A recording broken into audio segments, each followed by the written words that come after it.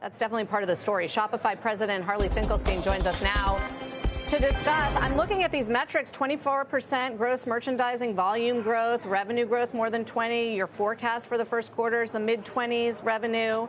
I mean, the stock has turned around. It's now higher. But just talk us through the sustainability of this kind of growth you're seeing. Yeah, hey, Sarah, good to be here as always. Look, I think 2024 was one of Shopify's strongest years in our 20-year history. I think our market position keeps getting stronger. We're now 12% of all U.S. e-commerce. Last year alone, something like 875 million consumers bought something from a Shopify store. And I think our operating model is really working. For the year, we hit $300 billion of GMV. That's up 24%. We hit $9 billion of total revenue, which is up 26%. And annual free cash flow margin was 18% for the year. That's up 5 points from the previous year. Most importantly, what's exciting to us is that merchants everywhere across every single vertical are choosing Shopify. We welcome Warner Music, Champion, GameStop, Karl Lagerfeld, Goop, Crocs, David's Bridal, Hunter Douglas to Shopify in the last couple of months. And I think that the evolution of us working not just with small business, but all business shows that we're operating at this incredible performance right now. Who are you taking that share from, especially on the bigger business side?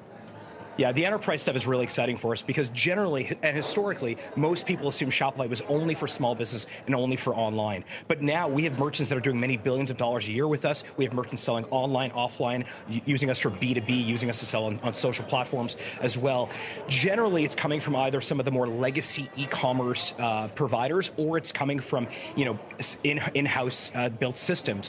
What we're seeing is that they're coming to Shopify for Enterprise for two reasons. One is they want to future-proof their stack. They want to be able to sell everywhere at any time. They want to future-proof their commerce platform. And the second is, from a total cost of ownership, the value of Shopify is absolutely incredible. And so we are winning across pretty much every vertical and industry in that way, and that'll continue.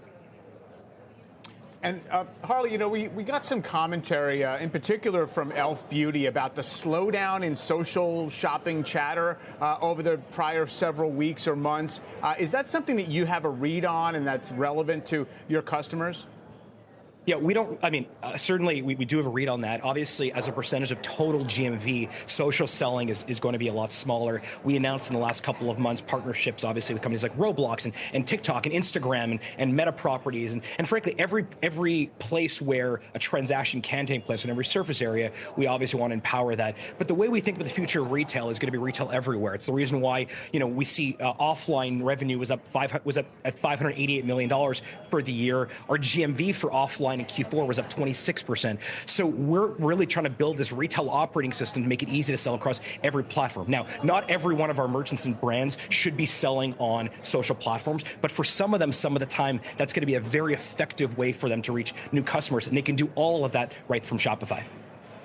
Harley, I know you probably fielded the tariff question over and over again, but I think more broadly, too, I'm curious to know how you're thinking about this erosion, some would argue, in U.S.-Canada relations, whether that's just rhetoric or the booing at national anthems or what have you. But does that enter your field of view? How does it change things? Certainly, first and foremost, small and medium-sized businesses, Carl, are responsible for something like 2/3 of all jobs globally. They account for almost all the new job creation.